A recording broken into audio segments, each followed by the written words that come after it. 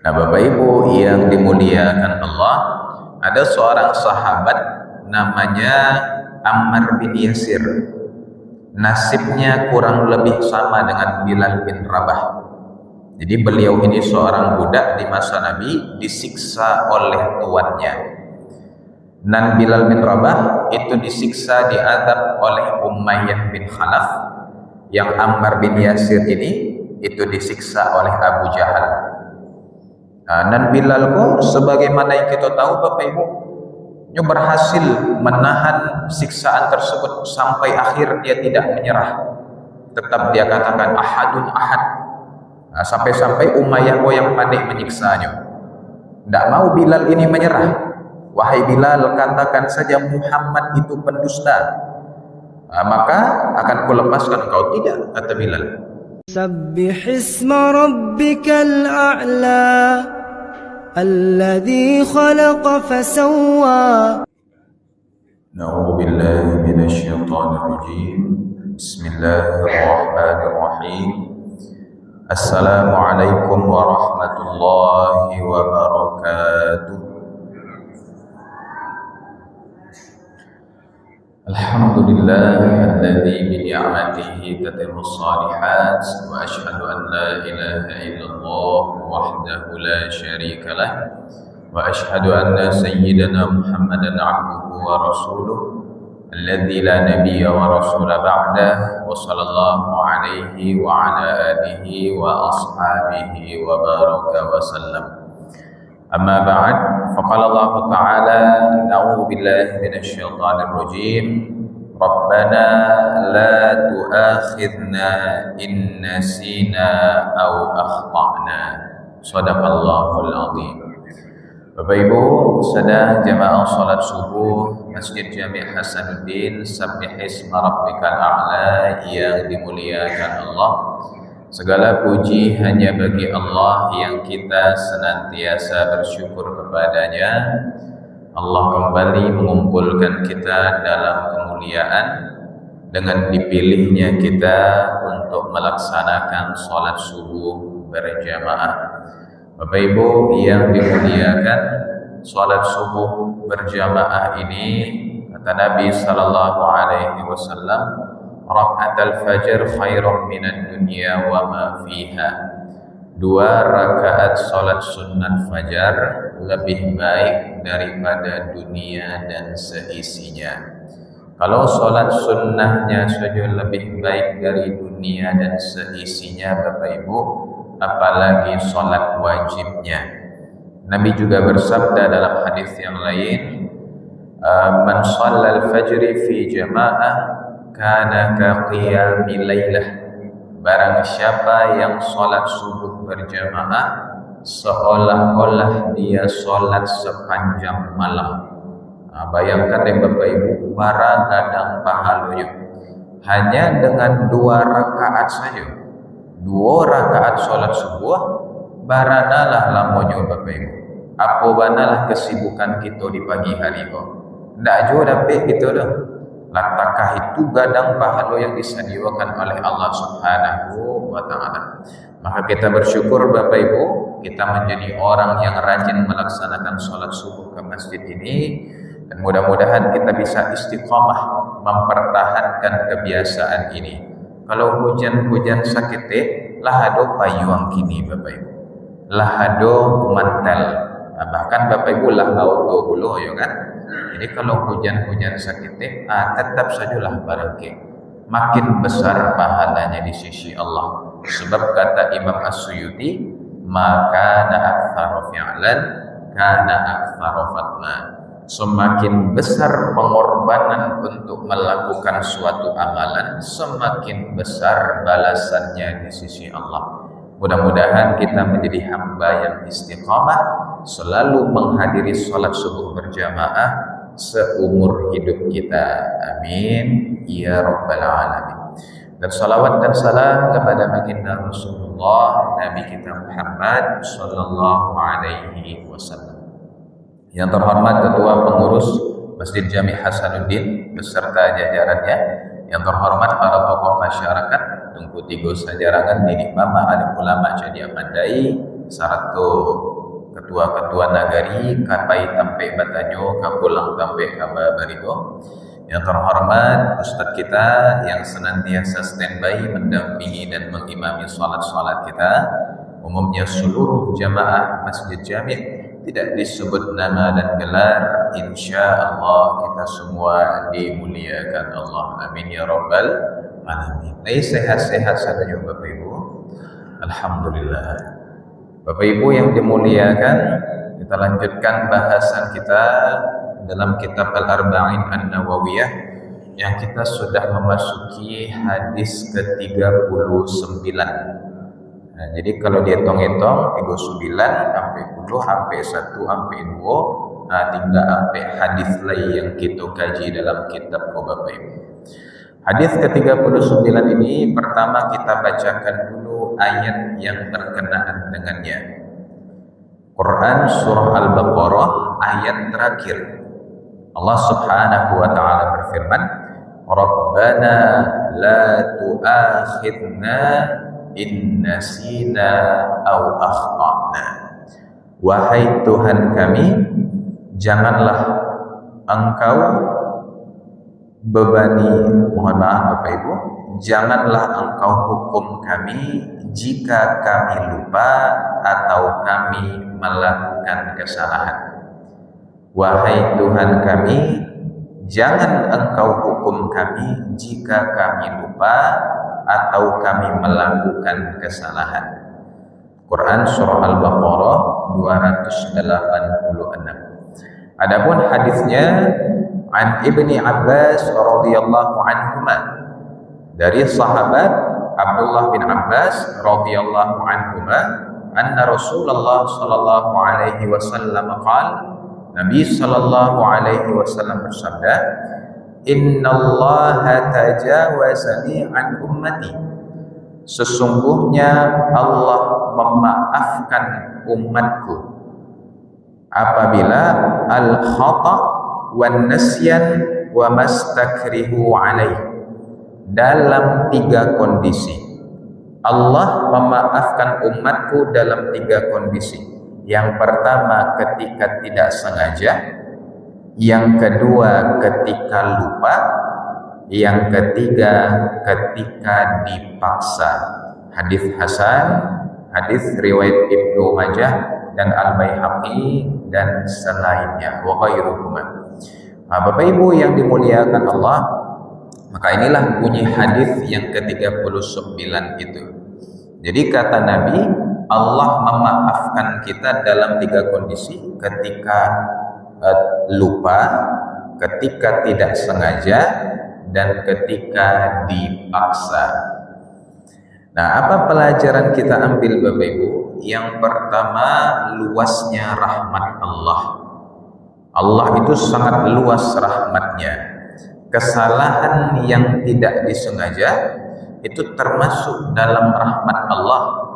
Sebab itu di luar kemampuan manusia. Hal-hal yang kita tidak sengaja, hal-hal yang kita lupa, hal yang kita dipaksa, itu di luar kemampuan kita, Bapak Ibu. Makanya yang dihitung itu yang sengaja.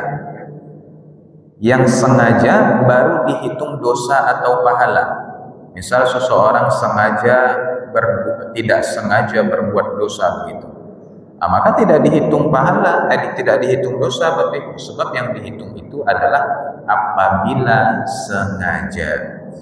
Kemudian pelajaran kedua, tidak berdosa apabila lupa dan tidak sengaja. Nah, jadi Bapak Ibu, memaafkan dalam hadis itu maknanya adalah kita tidak berdosa apabila melakukan suatu kesalahan dalam 3 aspek tersebut. Kita lupa, kita tidak tahu, atau tidak sengaja. Nah, misal kita berpuasa ya kan, lupa. Nah, kita minum, nah, maka karena lupa maka tidak berdosa Bapak Ibu, dan tidak batal puasanya. Sebab puasa batal itu kalau minum dengan sengaja. Apa itu belum muntah pun dengan sengaja. Nah, kalau lupa maka itu tidak ya, maka itu dimaafkan seperti itu. Nah, tapi Bapak Ibu pas sedang minum tuh kalau tak kena langsung berhenti, tidak dilanjutkan dulu deh. Nah, kalau tak kena kan sakit tele tanggung aja. Hanya lanjutkan batal Bapak Ibu. Walaupun tinggal seteguk lagi, tapi seteguk itu sudah ingat kita, maka batal puasa. Nah, Bapak Ibu yang dimuliakan Allah, ada seorang sahabat namanya Ammar bin Yasir. Nasibnya kurang lebih sama dengan Bilal bin Rabah. Jadi beliau ini seorang budak di masa Nabi, disiksa oleh tuannya. Dan Bilal bin Rabah itu disiksa, diadab oleh Umayyah bin Khalaf. Yang Ammar bin Yasir ini itu disiksa oleh Abu Jahal. Dan Bilal pun sebagaimana yang kita tahu Bapak Ibu, dia berhasil menahan siksaan tersebut sampai akhir, dia tidak menyerah. Tetap dia katakan ahadun ahad. Sampai-sampai Umayyah yang panik menyiksanya. Tidak mau Bilal ini menyerah. Wahai Bilal, katakan saja Muhammad itu pendusta, maka akan kulepaskan kau. Tidak, kata Bilal. Ammar bin Yasir kok Bapak Ibu, kalau Bilal kan dia sendiri yang disiksa. Kalau Ammar bin Yasir ini dia disiksa dengan ayahnya dan ibundanya juga. Ayahnya namanya Yasir, ibundanya bernama Sumayyah. Yang pertama wafat siapa? Sumayyah, ditikam oleh Abu Jahal. Ditikam pakai tombak. Yang kedua meninggal Yasir, ayahnya, karena sakit tidak tahan menahan siksaan, maka meninggal. Tinggallah si Ammar sendiri, seorang diri Bapak Ibu. Akhirnya karena kerasnya siksaan tersebut oleh Abu Jahal, tidak kalau Ammar, cukup katanya. Aku akan katakan apa yang engkau inginkan. Akhirnya Abu Jahal, katakanlah Muhammadun kadzdzab. Katakanlah Muhammad itu pendusta. Oke, katanya. Dengan menangis, dengan sangat susah dia pun mengatakan Muhammadun kadzdzab. Muhammad itu pendusta, katanya. Akhirnya Abu Jahal pun melonjak kegirangan, aku menang terhadap budakku, aku menang, aku berhasil membuat dia mengatakan kalimat itu. Maka Ammar bin Yasir pun dilepaskan Bapak Ibu. Langsung Ammar ini datang kepada Nabi, diciumnya kaki Nabi. Ya Rasulullah, maafkanlah aku ya Rasulullah, aku baru saja menghina engkau, aku katakan engkau pendusta di hadapan Abu Jahal. Nabi tidak marah Bapak Ibu. Nabi mengetahui kondisi Ammar bin Yasir. Maka Nabi pun mengatakan, tidak masalah wahai Ammar, sesungguhnya engkau melakukannya dalam keadaan terpaksa. Jadi dia terpaksa melakukan, maka tidak ada dosa baginya. Tapi kalau yang mode Bilal tadi Bapak Ibu, itu yang paling mantap, sampai titik darah penghabisan, tidak menyerah. Tapi tentu semua sesuai dengan kesanggupan kita. Semua sesuai kesanggupan kita. La yukallifullahu nafsan illa wus'aha. Allah tidak membebani di luar kesanggupan. Kalau memang tidak takluk kita harus melakukan dosa tadi, maka apa boleh buat? Nah, sama juga Bapak Ibu, misal tersesat di hutan, tidak ada makanan sama sekali. Yang ada beduonya Bapak Ibu, babi yang ada. Bolehkah kita pilih mati? Tidak boleh. Harus makan babi itu Bapak Ibu. Tidak boleh pilih mati, harus makan babi itu. Ambil kecap, colek-colek babi itu, ya kan? Seperti itu fikih. Jadi tidak ada dosa. Tapi jangan belum makannya tuh lama loh babi kira-kira ya. Tidak boleh makan dengan menikmati Bapak Ibu. Makannya pun sekedarnya saja untuk mempertahankan kehidupan. Tidak boleh sampai kanyang pula sampai Sundaulunya gitu kan. Sirulu babi pun boleh ada dosa gitu tuh. Maka cukup sebagai penyambung hidup saja. Bapak Ibu yang dimuliakan, kemudian pelajaran yang ketiga, keterpaksaan menggugurkan dosa. Nah, itu kondisi yang Ibu sampaikan tadi. Ammar bin Yasir yang terpaksa untuk melakukan. Ya, sama seperti tahanan-tahanan Palestina itu Bapak Ibu, ya kan, dipaksa oleh orang Israel itu untuk mengatakan sesuatu yang berlawanan dengan agama mereka. Tapi kebanyakan dari mereka tidak mengikuti. Mereka tetap pada imannya seperti Bilal bin Rabah tadi, lalu mereka pun gugur dengan kemuliaan. Kemudian Bapak Ibu, yang keempat adalah, ini menjadi kaidah fikih, kesalahan dan lupa itu dimaafkan. Jangankan gitu, Nabi saja pernah lupa, menunjukkan bahwa beliau itu juga seorang manusia. Walaupun beliau seorang Nabi, beliau juga seorang manusia. Yang pertama, Nabi pernah lupa bilangan rakaat. Nabi pernah sholat entah zuhur entah asar Bapak Ibu. Pokoknya sholat yang 4 rakaat, beliau sholat 5 rakaat, atau beliau sholat 2 rakaat kalau tidak salah. Mohon maaf Bapak Ibu, 2 rakaat waktu itu. Sahabat bertanya, ya Rasulullah, apakah syariat sudah berubah? Maksud kamu apa? Sesungguhnya engkau sholat hanya 2 rakaat saja, sholat zuhur. Astagfirullah. Maka Nabi pun insyaf, beliau pun menambah 2 rakaat lagi. Lalu Nabi menyampaikan, aku ini basyarum mithlukum, aku manusia seperti kalian juga. Kadang aku lupa, ya kan? Kadang aku khilaf. Nabi juga pernah hampir lupa sholat asar Bapak Ibu, ketika itu dalam peristiwa perang Khandaq. Jadi mungkin saking sibuknya beliau hampir lupa sholat asar. Sampai-sampai diingatkan oleh para sahabat, ya Rasulullah, sholat asar? Astagfirullah, benar, kita lupa, belum sholat asar. Akhirnya Nabi pun melaksanakan sholat asar. Begitu selesai sholat asar, langsung azan maghrib Bapak Ibu. Lah di penghujung waktu mana? Lah di injury time mana, ya kan? Lah di peluit akhir lagi, sakit lagi. Nabi lupa. Namun kelupaan itu bukanlah yang disengaja. Kelupaan Nabi ini Bapak Ibu menunjukkan bahwasanya Allah mengajarkan kita bahwasanya lupa itu adalah sesuatu yang dimaafkan.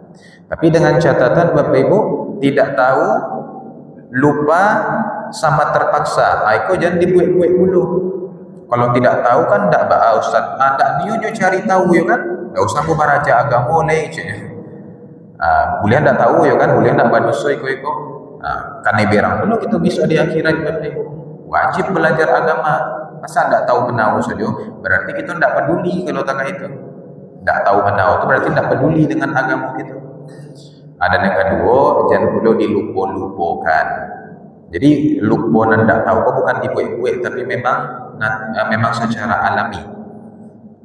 Dan lupa jangan dibuat-buat, bahkan niat pula.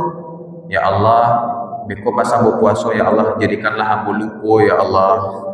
Jadikan aku makan minum beko dalam keadaan lupa. Itu tidak nih puasa namanya itu. Aku qouli hadza wa astaghfirullah li wa lakum wa sallallahu ala nabiyyina Muhammadin wa ala alihi wa sahbihi ajma'in walhamdulillahirabbil alamin. Subhanaka Allahumma bihamdika asyhadu an la ilaha illa anta astaghfiruka wa atubu ilaik. Itu seketik yang bisa saya sampaikan, mudah-mudahan ada manfaat.